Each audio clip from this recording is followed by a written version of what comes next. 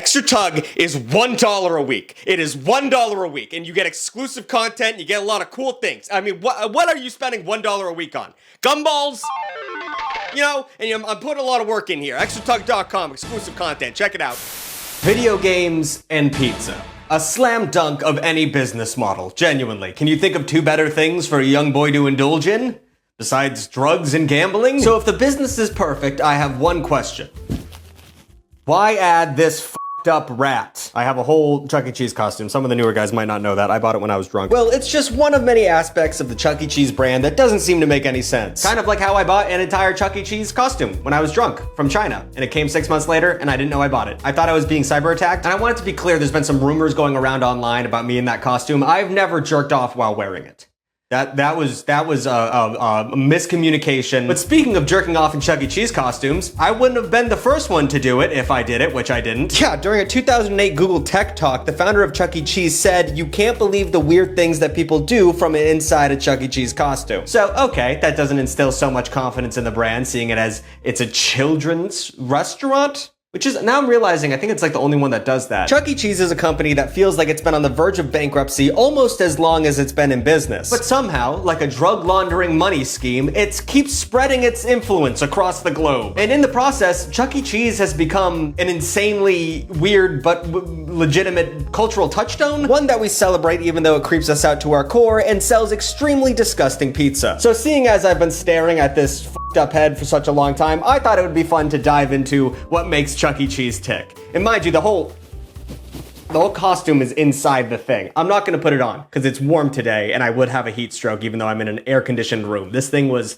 not built for the f***ing employee in mind. I can imagine children would be terrified when a man has a seizure wearing one of these things, and I'm assuming that's happened several times. The restaurant was the brainchild of Nolan Bushnell, the founder of the video game company Atari. Now, you kids might not know what Atari is nowadays, but they had such hits as Man Jump Over Ravine and Cube Move Around. Chris, good luck finding what I'm talking about. But his idea for Chuck E. Cheese actually predated Atari's success. He was inspired after a visit to Disneyland's Enchanted Tiki Room to add an entertainment to dining, and was further influenced by the environment of the carnival that he used to work at while attending the University of Utah. God damn it, it's the Mormons again, isn't it? The Mormons. They keep coming for me. The Mormons. Despite the origins of his idea, he was actually pretty pretentious in his view of Chuck E. Cheese, saying, "Whether you were talking about the summer solstice from primitive man to the circuses of Rome, there was always an entertainment element. I always felt that something was lacking in restaurants. I wanted to add a dimension of fun to the fact of eating a meal." Okay, we're talking about a rat talking to children, so let's pump the brakes, Rome. Even as Bushnell worked on early video games like Computer Space and Pong, he was brainstorming ideas for his new Circus of Rome dining experience. Eventually, he would land on the idea of branding his beautiful new Temple on a Hill restaurant, and he would call it Coyote Pizza. Obviously that did not track. But he even bought a coyote costume from a trade show just to serve as the company mascot. But there was just one problem. When he ordered a costume, it came and it was a rat. I'm seeing similarities between me and this Mormon man. Now, it's a restaurant, so a big old rat, probably not the best mascot for a place where you're gonna eat food. But instead of buying a new costume, he just said, "F it, I'll change my whole company idea based off of a mistake of a costume." Which, considering this was Bushnell's fucking pet project, his baby pride and joy, seems like a pretty lack of care in the situation. But at least he was talked out of his original idea for naming the restaurant Rick Rat's Pizza. Rick Rat? That's someone who gives you an STD. That is not a place where a children eats a pie. Instead, ahead of their 1977 grand opening, they settled on the name Pizza Time Theater, which is not that much better, and officially christened their rodent mascot Chuck E. Cheese. In hindsight, it's pretty obvious why Chuck E. Cheese was a success. It's video games and it's pizza. I'm a young boy. That's all I want. This is basically what every little boy's idea of a birthday party should be for the past 4 decades. And to add a cherry on top, they added animatronic characters who put on a little show complete with comedy and music. So we're talking dinner and a show for the little tykes on top of all the video games they can go play. In addition to Chuck E. Cheese, there was a whole host of other characters, like Jasper T. Jowls, a banjo-playing hound dog, who Bushnell himself described as stupid as shit.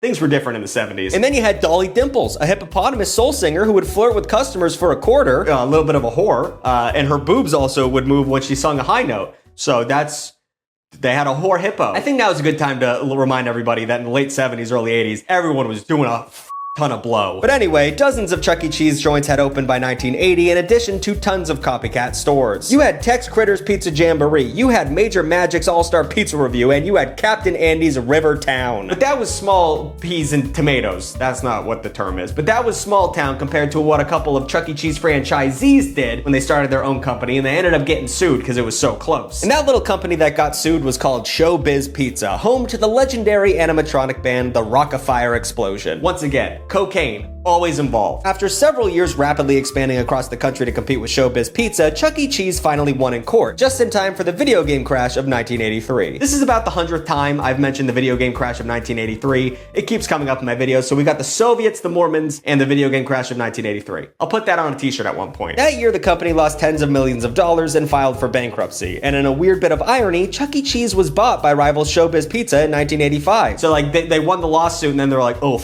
we have no more money. And Showbiz was like, hey, you just sued the shit out of us. I got like $5. Give me Chucky. Give me Chuck E. Cheese right now. But in an even more confusing twist, the rights holders for Rock-afire Animatronics refused to make a deal with the new merged company, so now the failed Chuck E. Cheese concept would replace Rock-afire at all Showbiz locations. So now Rock-afire is no longer still Rock-afire, but they have Chuck E. Cheese, and the Rock-afire Explosion is no longer there. So like, are you keeping up? Because I'm not. But I guess it makes sense that the history of Chuck E. Cheese is madness. I mean, we're talking about a pizza restaurant with a rat mascot. Speaking of which, I think right now would be a great time to dive a little bit deeper into the lore of Chuck E. Cheese himself. Because he does have lore. He's not just a rat that skateboards. That's a newer inclusion. He didn't used to skateboard. Given that he had a racist dog and sultry hippo as sidekicks, yes, the dog was racist, we don't have time for that, it might not come as a big surprise that Chuck E. Cheese used to be an actual pretty big piece of shit when he was on that stage. Originally, he had a thick New Jersey accent and acted more like an insult comic. He would give so much shit to the Jasper animatronic, just constantly talking down to him, and he would also be smoking a big fat cigar. When Jasper would laugh, Chucky would order the technician to, and I'm quoting here, turn off the fruitcake dog. You know, just a slur against gay people. They should have called him Hate Crime Chucky, because that's what he's up to. In the mid-80s, though, Chuck's bully personality would soften as the restaurant expanded. And by the early 90s, an official rebrand transformed Charles Entertainment Cheese from a rat into a mouse. He dropped the whole being a dick shtick and the cigar, and he started singing on key, thanks to Jeff Costco. Not Costco, Costco. Who lent his vocal talents when he wasn't singing for the unknown 80s rock band Cheater. But facing competition from indoor play places like Discovery Zone, Chuck had to lean into the alternative vibes of the 90s with another rebrand in 1997. This is the Chuck E. Cheese I am most familiar with because I was born in 1997, and this was like an X Games skateboarding radical, still wore a helmet though, Chuck E. Cheese. Like he was like, yeah, let's play Pogs. Like that was his vibe. He also played the guitar. He shredded an electric guitar. I don't know if he ever did that on stage. I didn't pay attention to the animatronics on stage. I was just playing that one game where you sat on like a bike and you pedaled and you went up to the ceiling, which was unbelievably dangerous. There was no seatbelt. Chris, please for the love of God, put a picture on that. But then in the 2010s, it would be another weird turn for our beloved Pizza Mouse when the company decided that after 40 years, it was time for a final and official origin story. So to begin, they decided to make Chuck E. Cheese an orphan. Great start. And he was an orphan at an orphanage called St. Marinera's. So it's a little bit of pun on childhood sadness. Eventually, he moved to the Big Apple and started squatting in a pizzeria. And then the pizza owner tried to kill him. This is all official, by the way. They tried to kill him, and then Chucky was like, no! And he sung. And then the guy was like, hey, yo, this rat's talented. Let's make him sing for the customers instead of murdering him. But we still might murder him, though. So I think they were going for cute with this, but taken out of context. Or no, just the full context. This is not taken out of context. Very dark. It's like the Batman Begins of the Chuck E. Cheese universe. And who, by chance, became the singing voice of Chuck E. Cheese in 2012? The voice so majestic that a pizzeria owner would risk numerous health code violations to showcase his talent? Well, that would be the lead singer of early pop punk 2000s band Bowling for Soup, which I'm all for. I mean, that man, put up a picture of him on the screen, Chris. That man is an animated rat, so I really believe in him. From one animated rat to another, this man gets the vibe. Okay, so we've given a lot of screen time to Chuck E. Cheese here. Obviously, he is the star of the Pizza Rat. However, I'd like to give a special shout out to the Rock-afire Explosion of Showbiz Pizza. For a lot of 80s kids, Showbiz Pizza looms just as large as Chuck E. Cheese because of this animatronic band. And it makes sense, because back when Chuck and his pals were just animated heads in a photo frame, that's how they started, Rock-afire Explosion was a full-fledged animatronic band. Not only were they larger than life, they actually recorded some of their own albums that I'm pretty sure are on Spotify. You could go listen to them. They're probably the reason why Showbiz Pizza survived the video game crash while Chuck E. Cheese hemorrhaged money. But nostalgia alone was not enough to save Rock-afire explosion from the dustbin of time. However, in 2007, this is an insane twist, the Pizzeria house band got a second lease on life when an animatronics enthusiast in Alabama started posting videos online of the band reprogrammed to perform modern pop songs. If you haven't seen these videos, take a moment and look them up. It's kind of terrifying because he has a bunch of animatronics in his living room. I can't imagine turning off the lights in that house and going to bed. I would be so fucking scared. The viral videos kickstarted a new generation of Rock-afire fans, spawning several documentaries and podcasts. Now let's go back to Chuck E. Cheese. I'm sorry I even brought up the Rock-afire. I don't want to confuse anybody. We're talking about the rat today. As part of Chuck's rebrand in the 80s, Bushnell created a computer-guided animation studio to create a made-for-TV Christmas movie. The resulting movie was The Christmas That Almost Wasn't. A god-awful title. But you could argue it's one of the most important animated movies of all time. Hear me out. Bushnell's animation studio, Cadaverscope, was sold to Lucasfilm after the video game crash left the business in dire straits. Lucasfilm combined the assets of Cadaverscope with its own computer division, eventually renaming it to Pixar. That's right, we can directly link Mrs. Incredible's obtusely fat ass with Chuck E. Cheese. It wouldn't be until 1999 where Chuck E. Cheese would make a direct-to-video film called Chuck E. Cheese and the Galaxy 5000, which is a mostly forgettable film, but there are some important lore tidbits that this does solidify. Like, for one, Chuck E. Cheese and his friends are attracted to humans, which has a lot of terrifying implications. In the movie, the mouse falls in love with a woman named Astrid, and then there's even a scene where Chuck, Jasper, and the crew all watch her ass as she walks away. And then there's the most recent film in the Chuck E. Cheese canon called A Chuck E. Cheese Christmas. A lot of Christmas films they're going for with Chuck E. Cheese. I don't see the connection. Which one reviewer described as pro-ghost kitchen propaganda.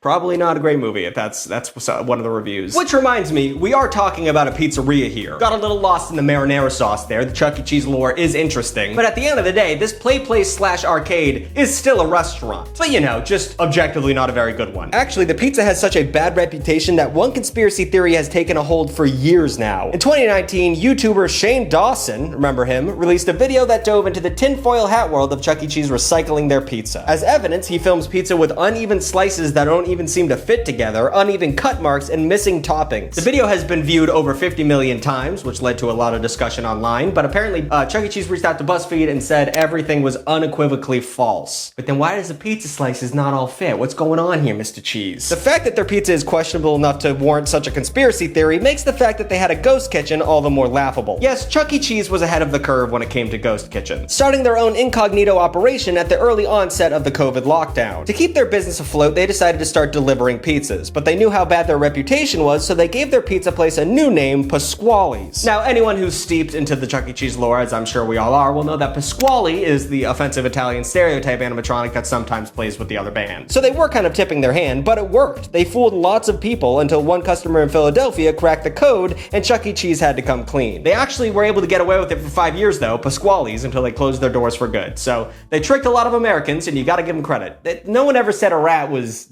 moral compass. You know what I mean? Of course, the actual experience of dining in these restaurants is a complete sensory overload. You walk in, you're immediately slapped in the face with a scent of Parmesan, and it's not coming from Parmesan. And then you just get an assault of sounds and flashing lights and bleepy bloops from all the games that are made for children. Now, this is a part of the video where I'm not going to regale you of all the different arcade cabinets here or how goddamn good I was at skee-ball, but I do want to talk about the one scam facing the children of this nation, and that is the ticket system at Chuck E. Cheese Arcade. It's a joke. You know how these machines spit out tickets that you can redeem for prizes? Or at least they used to. Now I think it's like a card system, which is lifeless and not as fun, but you get tickets on a card. But anyway, this system is massively ripping off our kids, and we just sit around and encourage it. In a way, it is encouraging gambling. You know what I mean? You get money from your parents, then play games of skill like, I don't know, whack-a-mole in the hopes that you win enough to afford a finger trap or a fistful of Tootsie Rolls. And God bless you if you have your eye set on a higher ticket item like I don't know, a plush toy. Any of these things behind the price counter might max out at 20 bucks at Target, but you'd spend hundreds of dollars on games to get enough tickets to buy them. You can always tell the kids that are gonna grow up to be a gambler because they perfected the art of the cyclone, that thing that spins tickets around, and they're licking their arms so the tickets stick to them and shit. up. There's no way that's cost effective. Oh no, sorry, that's the wrong one. Sorry, that's not what I was talking about. The Cyclone Machine is a game of timing when players try to stop a spinning light at the point that gives them the most tickets. It's the kids' bot version of roulette. I don't know what the I was talking about with that other one. That was a thing though. Chris, I'm giving you a hard time in this video. I'm making up a lot of nonsense. So while the kids are choking down not recycled pizza and putting their greasy boogered covered hands all over the games, what exactly are the adults getting up to? Because you gotta have an adult with you. They don't like kids in there without adults, which is smart. Well, it turns out they're beating the shit out of each other. And that is not a joke. Chuck E. Cheese's have become notorious for parents brawling at the birthday counter. Why? Well, maybe because they're getting boozed the up. A lot of Chuck E. Cheese's actually serve liquor, which is insane. However, fights also happen at locations where there's no liquor, so it might just be like the rat is putting rage in every parent's heart. In 2007, one location in Wisconsin had to call the cops 12 times to break up fights. That's Waffle House level numbers for a Chuck E. Cheese location. And it's not just Wisconsin, it's literally nationwide, and these fights can take a really dark turn too. In 2021, a woman was sentenced to 10 years in prison after fatally shooting another woman in an Iowa Chuck E. Cheese. They were arguing over a game card, apparently. Like, what the